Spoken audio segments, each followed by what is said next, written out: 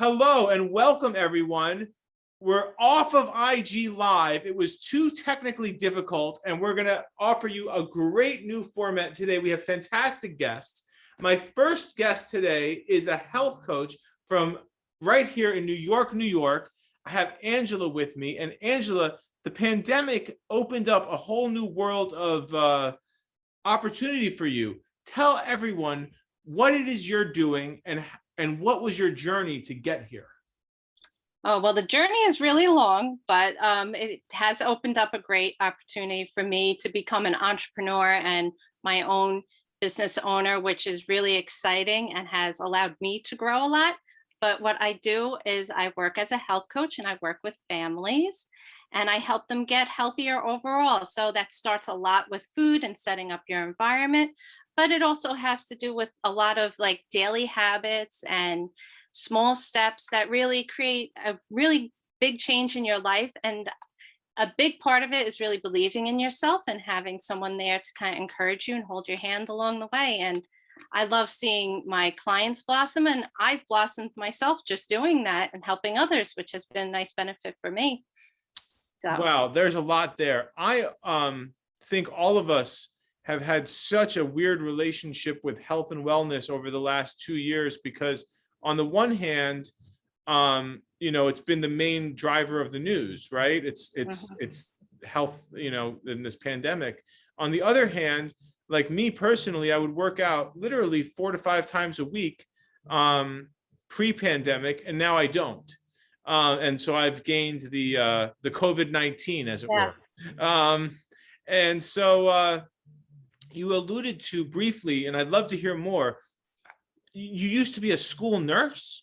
yes, I work as a school nurse. I was working for about 14 years in the New York City school system.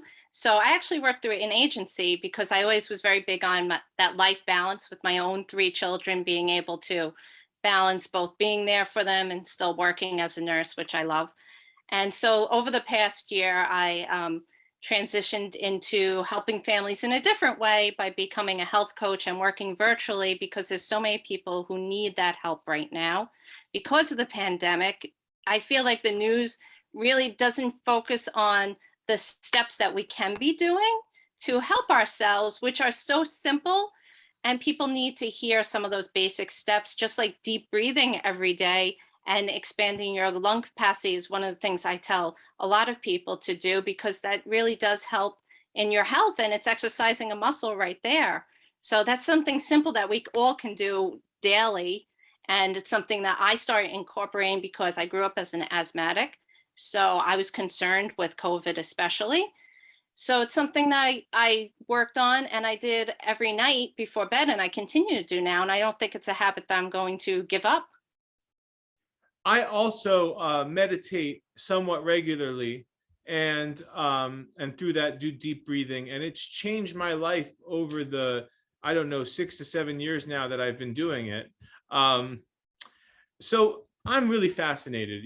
I talk to people from all over the country, all over the world, but I'm like you, based out of New York, New York. And like you, I've spent decades in the New York City public school system.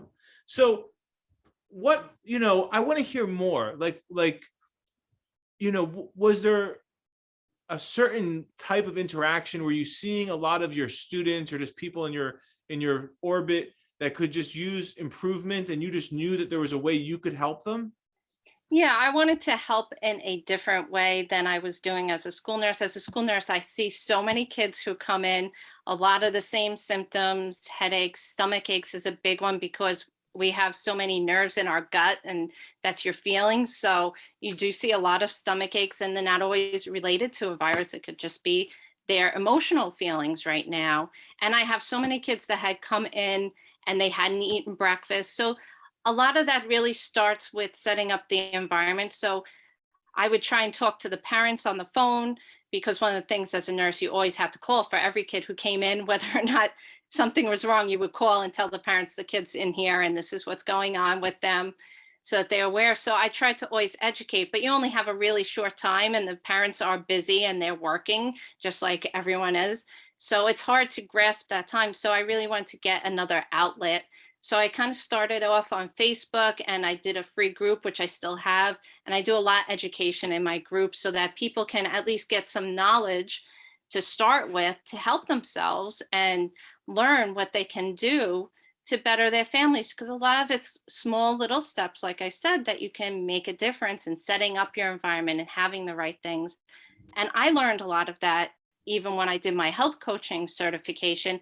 And I'm a nurse and I'm a science major. So you would think I would know all of that, but some of the things I didn't know, like reading the labels and the things that are in our regular processed foods labels that we, a lot of brand names that we trust or we think are healthy have things in it that you don't want in it. And then So let me just ask you, go ahead. we all use the word, we all know the word, but I think the word means something different to different people. What does this word mean to you? Health. Health.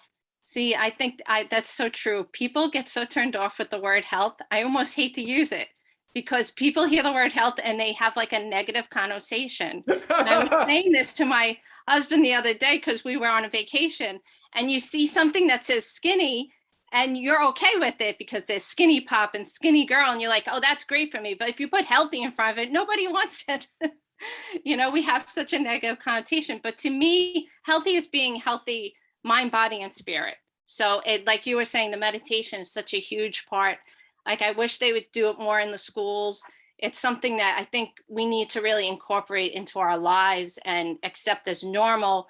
And I don't think a lot of the average person knows about meditation or will take it in as, oh, this is something I could do. And it's such a simple thing you could do. You don't have to do it for hours. You can do it for 5 minutes in the morning.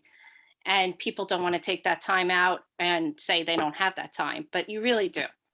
So let me ask you, I have a business coach, I have coaches in every facet of my life that I know is really important, with one exception right now, which is I no longer am seeing a full-time personal trainer, but I was and taking yoga classes for many years, and I miss it. That's great. Yeah. But I was not married, wasn't a parent when I was doing that. Now I have a life partner. I'm a parent. We're looking forward to getting married soon as we can. When people sign up with you, what does that look like? Is it a weekly interaction? Is it a more regular interaction? And what are we doing in terms of helping move them? Are these people in terrible shape, or are they, in the middle of the road trying to become elite? Honestly, it really depends on the person. I've had clients who are like, they'll go to their doctor and the doctor's like, you got to do something now. Your cholesterol's through the roof. You're pre-diabetic. You need to do something. And they kind of come to you because they're scared. But then there's also the ones who just are, have gone through the pandemic, are just fed up and they just want to get healthier and they want to find another solution to being healthier. Or they see their children are maybe struggling in some way and they want their children not to struggle. And that's such a huge motivator. I know for myself, being healthy is motivated by being around for my children eventually. Maybe I feel good today, but I want to be there tomorrow for them. And health starts young. You want to start those habits young. So really, it depends on the person. So I do get a lot of busy parents. So we'll do every other week if it's a busy parent. Or if it's somebody who's really motivated and they feel they need to do it now, we could do a weekly session. But I typically recommend that they do a 3-month session because to really embrace that change, you need at least 3 months. I really feel that really makes that huge difference when you could really start seeing it. And you could slowly work everything in. And then you have me to reach out to through text, through email, and I'm readily available to answer questions or encourage. What's the biggest challenge that stops people from a wellness goal? I think the biggest challenge is their mindset, definitely. They think that they can't do it or they're predestined to be that way because of their genes. And that's a big thing that I always try and educate people, that genes is such a small part of it and we can really make a difference in our health. But some people just have that in their head that their genes have determined their future. But I can't so fit into untrue. any of my genes anymore. we could change all that. And it really makes a difference. I went through my own health crisis because I had cancer of my thyroid that was removed. So that was about 7 years ago. And I felt awful when that happened.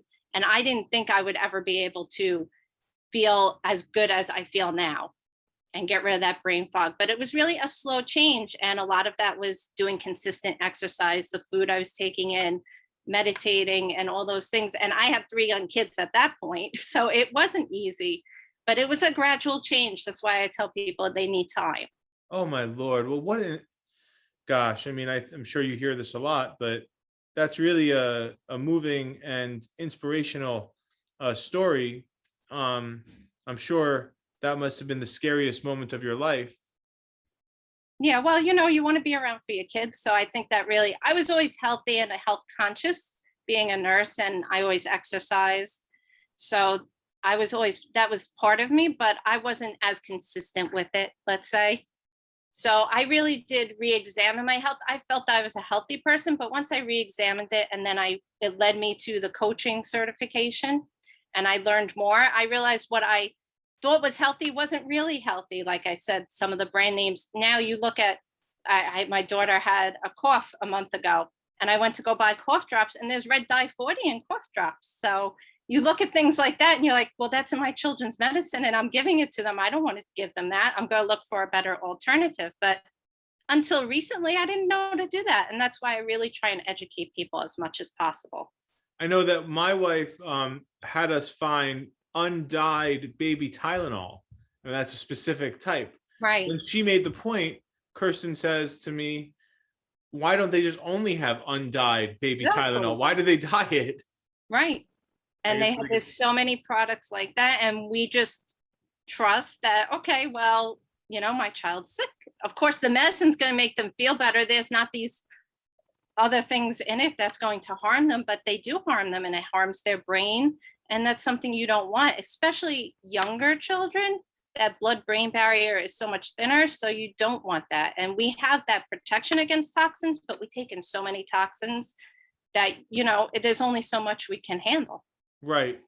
So try and reduce as much as possible. Do you think that trajectory of the perception of how we manage health and wellness has changed a lot in the last 10 years or 5 years from what you're seeing in terms of parents and teachers and students? Yeah, I think it's slowly changing. It's not fast enough, but there is starting to be more of that change to show the importance of meditation and movement, with the obesity epidemic, which really stems from that, standard American diet that we're taking in, all these different fast food, processed foods. And and when you start looking at the history, it causes so many problems that weren't there previously.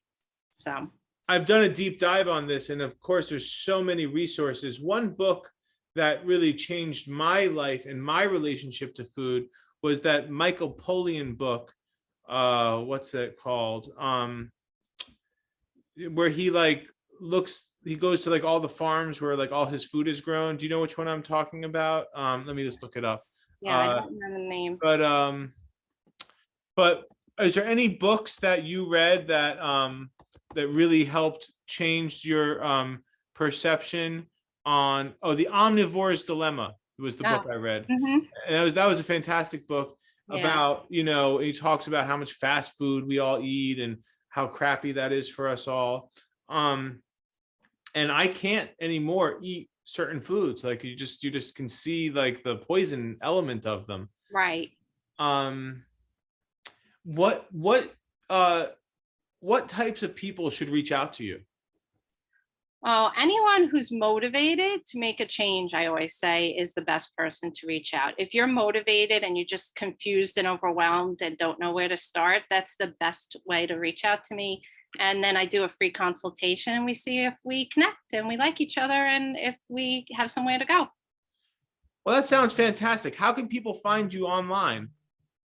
I have a website, angelhealthcoach.com is my business website. And then I have Instagram, which is also same thing. Angel Health Coach is the business Instagram. And I am on Facebook. I have the free group. So you would have to go to Angel Vision is the group, but it would be just going into my personal account, and then I would connect you into the group because it is a private group. So I love it, Angela. Anyone helping people be their best, healthiest person is doing a good thing. thank And you. I just want to say how grateful I am for spending time with you, and hopefully people in my audience, if you are looking for, that next step and you don't know where to go, one thing that was told to me was, every professional athlete has a coach, and those people are pretty darn good at what they do. Oh yeah, definitely. And I've had coaches too. So, and I still have a coach because you see what an impact they make on your life.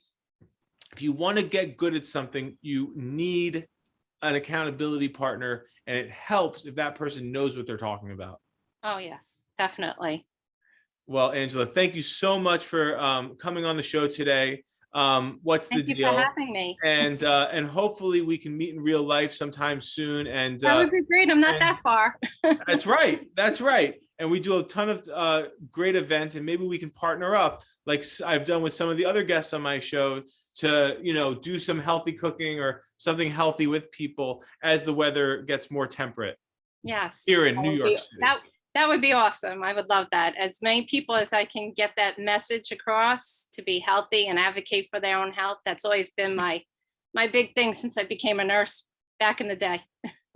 That sounds great. All right, Angela. Well, that's all the time we have today, but thank you so much. And people know where to find you, and the notes are below. So health and wellness is where it's at, and Angela is your coach. Thank you. Thanks a lot. Bye.